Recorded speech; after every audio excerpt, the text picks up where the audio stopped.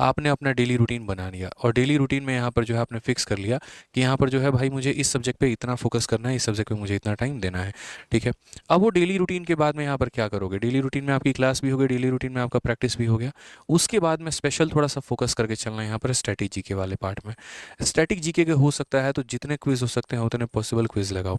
जैसे मान लो अगर आपको कहीं टेलीग्राम पर क्विज मिल जाता है वहाँ लगा लो, कोई एप्लीकेशन पर क्विज मिल जाता है वहाँ लगा लो, कोई किताब में क्विज मिल जाता है तो वहाँ लगा लो। लेकिन कोशिश करो कम से कम रोज़ के रोज़ मेरे भाई यहाँ पर 100 सवालों का क्विज लगाने का, ठीक है।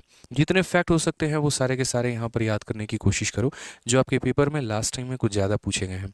और उनमें भी कुछ इंपॉर्टेंट पार्ट हो गए हैं, जैसे मानो कि आपका डांस हो गया, फोक डांस हो गया, आपका यहाँ पर कंट्री कैपिटल हो गया, करेंसी हो गया, मिलिट्री एक्सरसाइजेज हो गए। मतलब जो चीज़ बार बार पेपर में पिछले 2 सालों में पूछी गई है तो वो वाला स्टैटिक पार्ट के ऊपर में अपना डेली कमांड रखो। ऐसा बिल्कुल भी नहीं करेंगे, एक ही दिन बैठेंगे और यहाँ पर जो है, ठीक है, पूरा का पूरा मेरे भाई पूरे साल का जो है वो याद करेंगे हम, ऐसा नहीं होगा। डेली स्टैटिक जीके आपको लेके चलना है और डेली मेरे भाई जो है कम से कम 100 फैक्ट 50 फैक्ट जितना भी आपका ब्रेन एक्यूमुलेट कर पाए चीज़ों को लेकर, रिटेन कर पाए, तो आपको उतना जो है याद करके चलना है, ठीक है। इसके अलावा कोशिश करना है यहाँ पर कि डेली कुछ अगर सेक्शनल क्विज अगर आप दे पाओ, थोड़ा बहुत भी कहीं से भी अगर आपको सेक्शनल क्विज मिले जो आपका टॉपिक कंप्लीट है। जैसे मान लीजिए कि आपका परसेंटेज कंप्लीट हो गया तो परसेंटेज का क्विज लगा लिया, प्रॉफिट लॉस कंप्लीट हो गया उसका क्विज लगा लिया, इंग्लिश में एक टॉपिक कंप्लीट हो गया तो उसका क्विज लगा लिया, ठीक है। तो जो भी आपका टॉपिक कंप्लीट होते जाता है साथ के साथ उसका क्विज लगा लो ताकि आप उसको नहीं भूलो, ठीक है। और दूसरी बात यहाँ पर एक चीज़ और लास्ट में मेरे भाई ध्यान रखो कि कम से कम अभी फिलहाल रिसेंट में अभी संडे टू संडे आप मॉक टेस्ट दिया करो। संडे टू संडे में क्या किया करो मेरे भाई, तो मॉक टेस्ट दिया करो। बाद में चल के इसको ऑल्टरनेट पर लेकर चले आना और उसके बाद में यहाँ पर ऑल्टरनेट में लाने के बाद में इसको डेली बेसिस में लेके चले आना।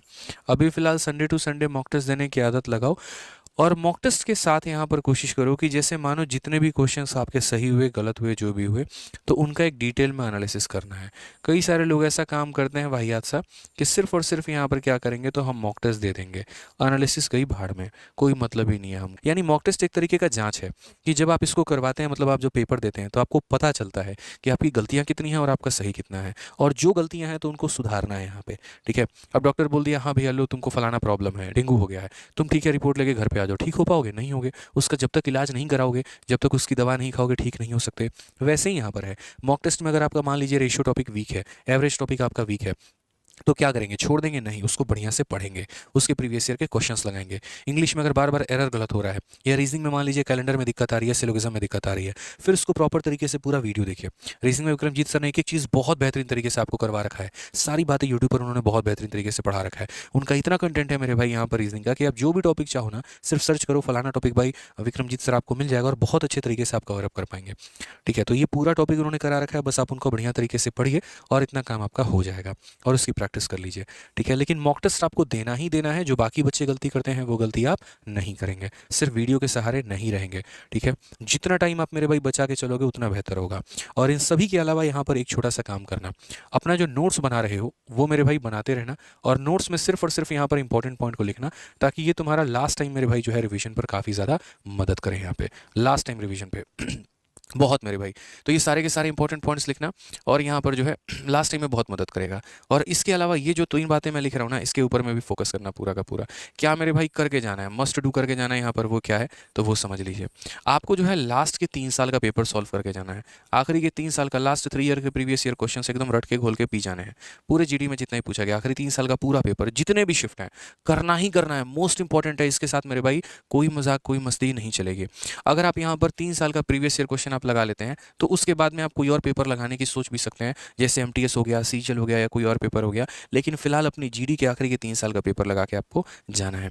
उसी तरीके से यहाँ पर लास्ट के 6 महीने का करंट अफेयर जो है वो आपको एकदम करके ही जाना है, ये भी बहुत ज़रूरी है। लास्ट के 6 मंथ का करंट अफेयर ये भी बहुत ज़रूरी है। उसके अलावा कम से कम आपको, कम से कम मैं मिनिमम बता रहा हूँ, 50 मॉक टेस्ट आपको देने ही देने हैं। और 50 मॉक टेस्ट देने के अलावा इसका डिटेल वे में एनालिसिस भी करना है, ये मेरे तरफ से फिक्स है।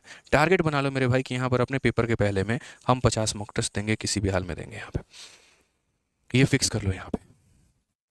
क्लियर है ये बात यहाँ पे? तो आखिरी के 3 सालों का प्रीवियस ईयर क्वेश्चन, आखिरी के 6 महीने का करंट अफेयर और कम से कम 50 मॉक टेस्ट और उसका डिटेल एनालिसिस, ये फिक्स कर लीजिए, लिख लीजिए कि आपको इतना करना है। मेरे हिसाब से ये आपका शेड्यूल होना चाहिए। सबसे पहले सुबह आपको एकदम अर्ली मॉर्निंग उठना है 5:30 बजे। क्यों? क्योंकि इसमें आपका फिजिकल जो पेपर है वो टफ है। तो 5:30 से लेकर के आपको रनिंग और पूरी फिजिकल ट्रेनिंग की तैयारी करनी है, ठीक है। उसके बाद 7 बजे से लेकर के 8 बजे सबसे सुबह में करंट अफेयर आपको पढ़ना है। सुबह का समय ऐसा होता है जहां दिमाग ज्यादा एक्टिव होता है, चीजें याद हो जाती हैं, तो याद करने वाली चीजें आपको रखनी है, ठीक है। उसके बाद 1 घंटे का अपना ब्रेक ले लीजिए, फ्रेश हो जाइए, बाकी सारी चीजें कर लीजिए। 9 बजे से लेकर के 10 बजे तक आपको स्टैटिक जीके पढ़ना है और 10 बजे से लेकर के 12 बजे तक मैथ्स पढ़ना भी है और मैथ्स की आपको प्रैक्टिस भी करनी है। आप जहां से जिस भी शिक्षक से जो कवर करना चाहते हैं आप वैसे कवर करें, लेकिन कवर जरूर करें, इस बात का यहां पर ध्यान रखें।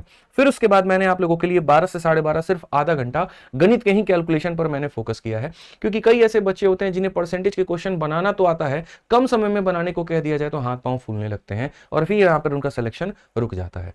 सवाल बनाना कला नहीं है, सवाल को कम समय के अंदर में सटीक तरीके से बनाना सबसे बड़ी कला यह होती है और यही आपको यहां पर फोकस करना है, ठीक। आप आराम से फिर यहां 1.5 घंटे का अपना ब्रेक लीजिए, दोपहर का जो नाश्ता है मतलब लंच है उसको करके थोड़ा ब्रेक लेकर के फिर 2 बजे से लेकर के 5:30 बजे 3.5 घंटे का स्लॉट है। इसमें आपको जीएस भी पढ़ना है और बाकी जो हिंदी का पेपर दे रहे हैं वो हिंदी पढ़े, जो इंग्लिश का दे रहे हैं वो इंग्लिश पढ़े और इस तरीके से पढ़ करके उसके क्विज के भी टाइम आपको देना है मेरे भाई, ठीक है। फिर आधे घंटे का थोड़ा चाय नाश्ता का टाइम लेकर के 6 से लेकर के 7:30 बजे तक आप यहां रीजनिंग पढ़ेंगे 1.5 घंटा। और आपका रीजनिंग का जो पार्ट होता है बहुत ज्यादा नहीं होता, तो शुरू में थोड़ा सा पढ़ करके अपने सिलेबस को कवर करके बाद में प्रैक्टिस मोड पे आपको स्विच कर लेना है, ठीक है। फिर रात में हमने 1.5 घंटे का वक्त दिया है रिवीजन का।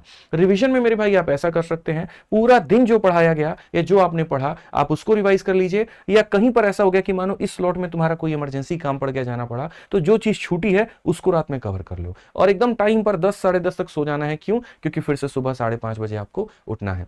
कई लोग 2 टाइम पर फिजिकल की प्रैक्टिस करते हैं, एक बार सुबह में करते हैं, एक बार शाम में करते हैं और वो सही है, लेकिन अभी से 2 टाइम पर प्रैक्टिस करना मुझे नहीं लगता कि वो इतना भी ज्यादा सही होगा। जो फिजिकली फिट है वो एक टाइम पर भी रेगुलर अगर प्रैक्टिस कर रहे हैं तो अपने आप में इतना मोर देन इनफ है, इससे ज्यादा कुछ करने की जरूरत नहीं है, ठीक है। तो एक आइडियल शेड्यूल मेरी तरफ से यहां पर ये है, लेकिन ये जो आइडियल शेड्यूल है ये मंडे से लेकर के फ्राइडे तक है, ठीक। मैंने इसका भी आपका हिसाब किताब बना दिया है कि मंडे से लेकर के फ्राइडे तक जो मैंने शेड्यूल बनाया तुम उससे उस तरीके से पढ़ोगे और प्रैक्टिस करोगे। शनिवार के दिन में तुम्हारा पूरी तरीके से काम होगा रिविजन, जो पूरा पढ़ा है उसको रिवाइज करना है और साथ के साथ मेरे भाई मॉक टेस्ट भी तुमको देने हैं, और संडे के दिन में एकदम टारगेट कर लो कि यार ये वाला टॉपिक मेरा बार बार मॉक टेस्ट में गलत हो रहा है, तो संडे के दिन जो जो मॉक टेस्ट में गलतियां हुई हैं उन टॉपिक्स को खत्म करने हैं और कंप्लीट करंट अफेयर का मेरे भाई रिवीजन करना है।